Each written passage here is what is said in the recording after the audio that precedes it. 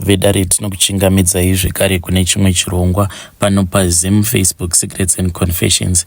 Tadzoka zvekare nemamwe mamessages. Regedzai tibva tapinda mumamessages edu atadzoka takakubatirai. Message edu yekutanga yakamira sekudai so. Zvakangoma hazvo vedu hanzi makadii zvenyu mukomanashi. Ndinokumbirawo kuti munge muchindiposterawo nyaya yangu makavikawo chitupa changu. Inini mukoma ndikutodawo rubatsiro kubva kune vedare renyu. Recently mukoma ndakasanganawo neumwe mukadzi uyu pandakasangana naye ndakazviona ndegamani kuti mukadzi uyu kana ukanyatsokumomendena anokwanisa kutova mukadzi wekutoti anotoyemurika. At that time ndichisangana naye iye ainge atori pahiking spot, saka ininiwo ndinoitawo basa rekudriver, ndinoitawo madeliveries around town. So on that day I had driven out of town. Ndopa ndakabva ndangomuona mukadzi uyu akamira pahiking spot, ndikabva ndamira ndokubva ndazomupika up mukunotaura nekunomubvunza kuti iye ainge akananga kupi. Haana kana kukwanisa kundipa a clear answer at all. Chaakangokwanisa kungoita ndechekuti akabva atanga kuchema. Saka achichema kudaro ainge achiti ainge asingazivi kuti oita sei apa passport yake yainge yava kutoda kuto expire, because akati kana mari yacho yekuti ange achitenga madays akaishaya. Saka hanzi ainge asangana nevamwewo vainge vaine hutsinye paboda ipapo ndokubva vamuendesa hanzi pane chimwe chikebeni. Pachikebeni pacho hanzi vakabva vazoita kuti ange achidhindirwa 7 days because vakafungidzira kuti maybe ainge asingade kuvapa mari kuti akwanise kudhindirwa madays akawanda. Saka ndozvaaichema kuti passport yangu iri kupera apa kwekuti ndinge ndichiwana mari yekudzokera kumusha ndakushaya. Ndakaramba ndongomubvunza mukadzi uyu ende akabva azonditora moyo wangu nekuda kwerunako rwake. Aiwa, mukadzi uyu akanaka mukoma, ndozviri kuita kuti ndirambe ndakangobatirira paari. Saka ndakabva ndati it is fine, kana usina kwauri kuenda chimira ndinge nditange ndanoita delivery then ndobva ndazonokusiya kumba kwangu. Iyewo akabva ati it is fine, but mumwoyo mangu ndainge ndichingotya kuti what if munhu uyu kana ndikanomusiya kumba kwangu obva azondibira zvinhu zvangu obva anditiza. But ndakangonzwa ndichingomutrusta so mukoma, ameno kuti trust yacho yakabva kupi. Then ndakabva ndazodzokera naye kumba kwangu ndisati ndadzokera kubasa ndokubva ndazomusiya, but ndakangosiyawo ndangotipira landlord ndikati please make sure kuti the gate is always locked. Munhu wangu uyu handisi kuda kuti ange achizonditiza. Ndakabva ndazomudownloadera WhatsApp mune imwe foni yangu, ndikabva ndazomusira WhatsApp ndokubva taswera zvedu tichitaura. By the end of the day mukoma munhu ainge atondibvuma. I think kuti akangovawo impressed nekalife wo kandinorarama. Pandakazodzoka kumba mukoma ndakatosvika ndatobikirwa ndatowachirwa ndokubva tatotanga zvedu kutopanana rudo inini nemukadzi wangu uyu wandiri kugara naye. Then ndakabva ndazodzokera naye kuboda ndokubva ndazomeka sure kuti at least akwanisawo kuwana mazuva akati 1 day papassport yake. Upenyu hwangu mukoma wainge wava kutonakidza. Ndikati thank you God, makangondiburidzira zvenyu ngerozi yakanaka kudai. So takati tagara kudaro mukoma, now we were planning on having a baby. Iye even though zvake kumusha uko iye achiti akasiya vana vaviri mumarriage umo maakabuda, but iye ainge aine zvimwe zvinhu zvaainge asina kundiudza.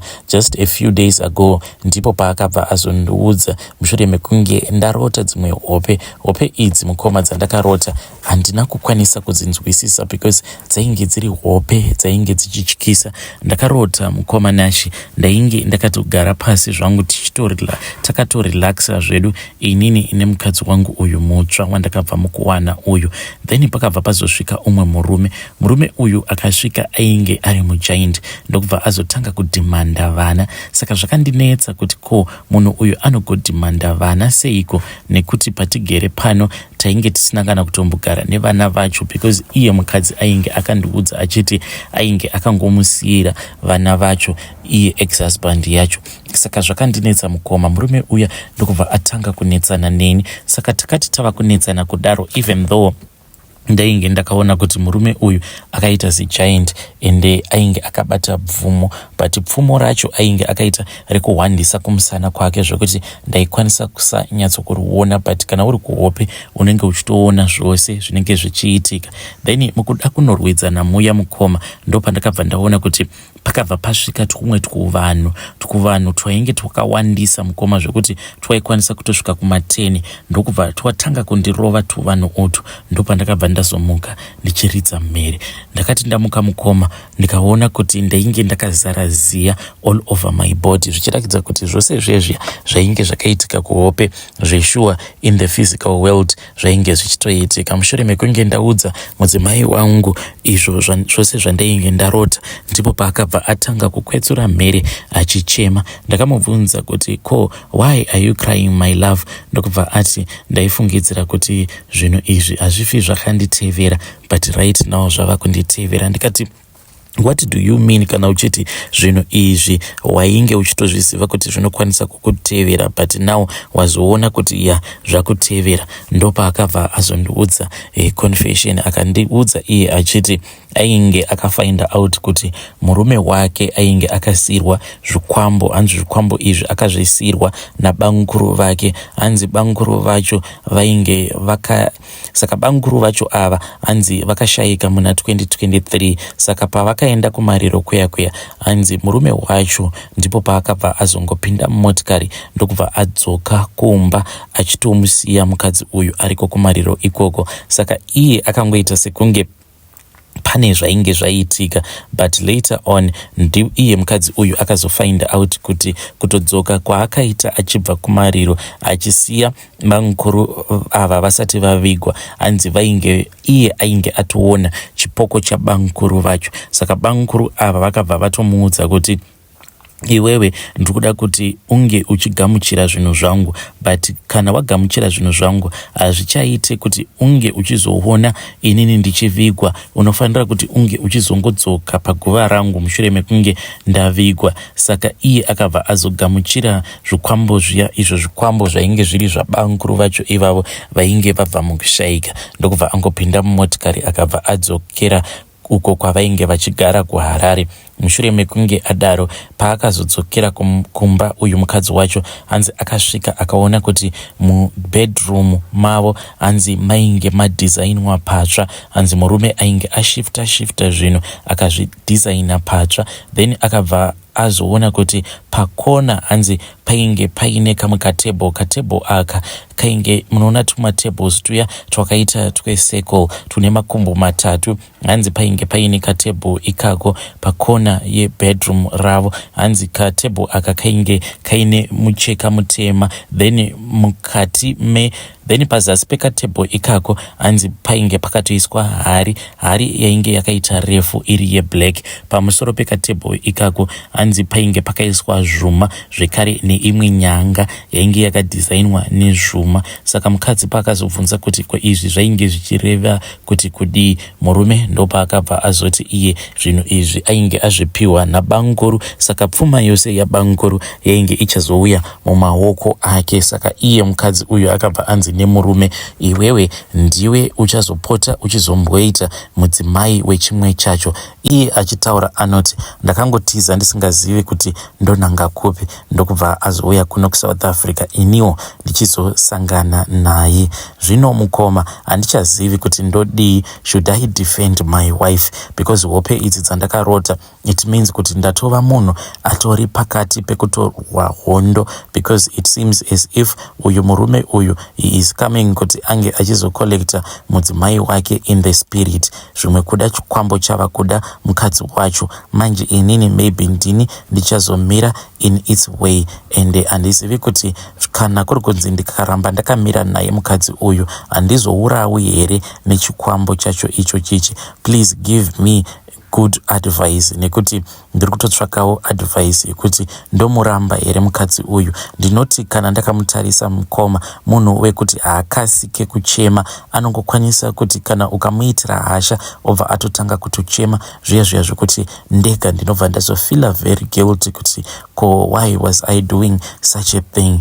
to my beautiful wife. Please ndibatsireiwo kuti ndoita sei. Should I let go ndongo ignore runako rwake then ndobva ndangoramba zvangu ndichingorarama kaupenyu kangu keubachura, or should I keep on staying with her?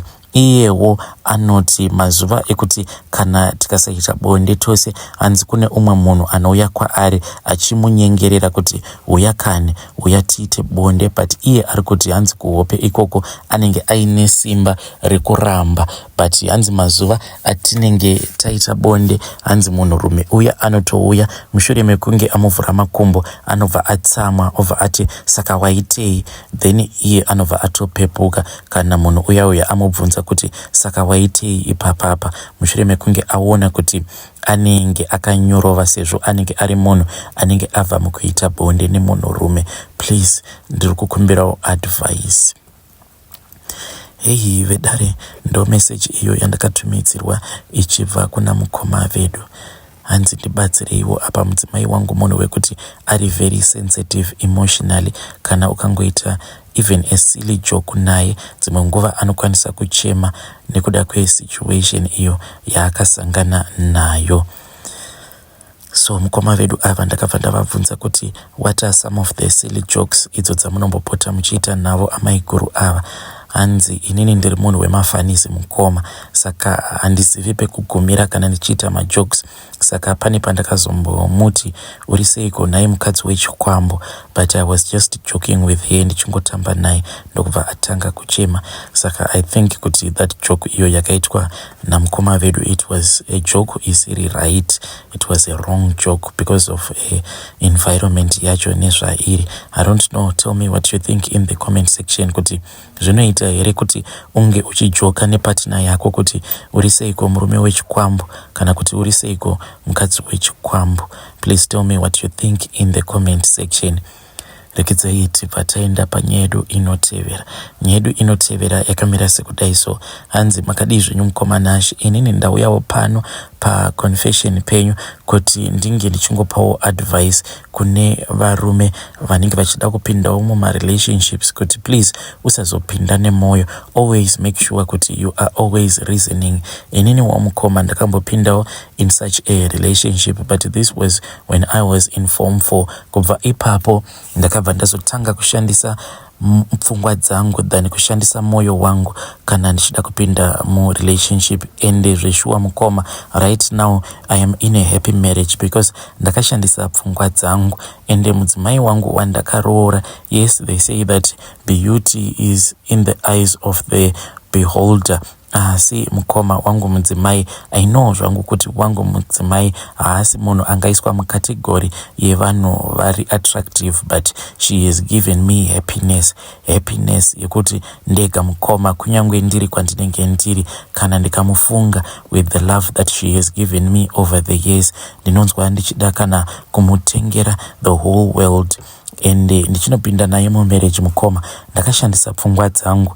Ende chakakonzeresa kuti ndinge ndichishandisa pfungwa dzangu, ndainge ndiine musikana wangu uyo wandainge ndichidanana naye. Uyu ndiye wevamwe pachikoro pedu ainge achinzi ndiye anotodhingura skero, anotodonedza musika chaiwo because of her beauty. Ndakabva ndamunyenga, to my surprise akabva andibvuma zvake mwana wevanhu, tikabva tatanga kudanana. I did so many sacrifices for her musikana uyu, ndichizamawo kuti ndinge ndichingoramba ndichingomaintaina that standard rekuti ndiri kudanana nemusikana akazvinakira. Mukoma ndaiti kana ndikamukira makuseni ndisati ndaenda kuchikoro ndaibva ndamhanya kumusika ndobva ndanotengesa zvimadonut apo painge pachikwirirwa makombi nevanhu veruzhinji vanenge vachienda kumabasa. Apa ndaizviita ndiri muuniform, iyewo aitondiona masacrifices ose awa andainge ndichiita. Zvose izvi mukoma ndainge ndichizviitira kuti iye asazoenda kuchikoro netsoka, because kwatainge tichigara neuko kwatainge tichienda kuchikoro there was a long distance zvekutoti waitofamba 1 hour 30 minutes. Saka iye ndaizomupa mari yelunch zvekare ndichizomupawo mari yekuti ange achienda kuchikoro nekombi, achidzoka kuchikoro zvekare nekombi. Mind you mukoma, apa ndainge ndisina kupinda murelationship iyi nepfungwa dzangu asi nemwoyo. Ndaiitira kuti iye asarwadziwa nekufamba, ndaiitira kuti iye pabreak akwanisewo kutenga tuchikafu tunonaka twainge tuchitengeswa pakakantini kainge karipo pachikoro pedu. Apa inini mukoma ndaikwanisa kutoenda kuchikoro ndisina kana chandinenge ndambodya. Mari ndainge ndichitoibata, but ndaitomeka sure kuti kamari kandinenge ndabata kaikwanisa kuzoitirawo uyo wandainge ndichidanana naye something else. Ende zvekare mukoma, pamba paikwanisa kutoshaika kana mafuta chaiwo. Asi chakandirwadza ndechekuti uyu musikana wangu uyu akabva azotanga kudanana nevamwe windi ende akabva azomitiswa. Ende chakandirwadza ndechekuti akatomboramba zvake achiita play along even though ainge ava kutoziva kuti ainge aine pamuviri, achindiudza kuti inini naye ataifanira kuti tinge tichizoita bonde tose before she gets married to me. But the next thing that happened mukoma, mushure mekunge ndamutengerawo phone, this was after a very long struggle.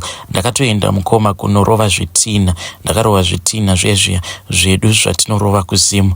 Then ndikatapedza kupisa zvitina zviya ndipo pandakabva ndazobhadharwa mari. Mukoma, ndakarwadziwa nekurova zvitina. This was my first time. Ndakati ndapiwa mari mukoma, ndikabva ndapinda mutown ndikanomutengera phone yake, ndikamupa phone. And on that same night pandakamupa phone, iye akabva atotizira. Ndakarwadziwa mukoma, even though ndainge ndichida kunodhimanda zvinhu zvangu, but muchinda wacho ainge amuwana. Ndakatoona kutoti panapa anenge ari mahwani angu. Ndini ndakazongoita lose out. Iye ndokubva atoenderera mberi zvake nerelationship yake nawindi wake, vakatosvika pakuzotoita marriage. Nanhasi mukoma, musikana uyu agere zvake nemurume wake kuzimu ikoko. But from there on mukoma, ndakabva ndazodzidza chidzidzo chikuru kuti usapinda murelationship uchishandisa mwoyo wako, asi shandisa brain dzako. Nekuti dai ndakashandisa brain kuti inini right now I am still a school student and musikana uyu wandiri kuda haasi klasi yangu, dai ndakangodanana neklasi yangu, kamari ikako kandakatoita pandainge ndichitengesa kandaingomupa musikana uyu kelunch zvekare neketransport fee on a daily basis, kangadai katori kamari kekutoti maybe ndingadai ndakatoitirawo amai vangu kana kuvatengera blanket kana matenis. But ndakasarudza kuchengeta musikana uyu nekuda kwekuti ndainge ndichimuda. Zvinhu izvi mukoma zvakaitika for the whole year, 3 times mukoma, ndichiendesa musikana kuchikoro nekombi, achidzoka zvekare nekombi. Izvi mukoma ndaizviita even though I knew that my parents, they were suffering a lot. Zvaivarwadza vabereki vangu nekuti vakazosvika pakuzviziva kuti ndo zvandainge ndichiita. But kana munhu ari murudo ane dzimwe nharo dzekuti you can never change his or her mind. Hey vedare, ndo life experience iyo yamukoma vedu, ndo zvavakasanganawo nazvo izvi mukurarama. Saka hanzi ndauyawo pano kuti ndinge ndichingopawo vanhu advice, varume vanenge vachipinda mumarelationships zvekare nevanakomana vechidiki vanenge vachipinda mumarelationships. Hanzi shandisai pfungwa dzenyu, musashandisa mwoyo pamunenge muchipinda mumarelationships. Is he right? If he is right, you can say yes, he is right in the comment section. If he is wrong, you can say no mukoma, you are wrong. You can also write in the comment section.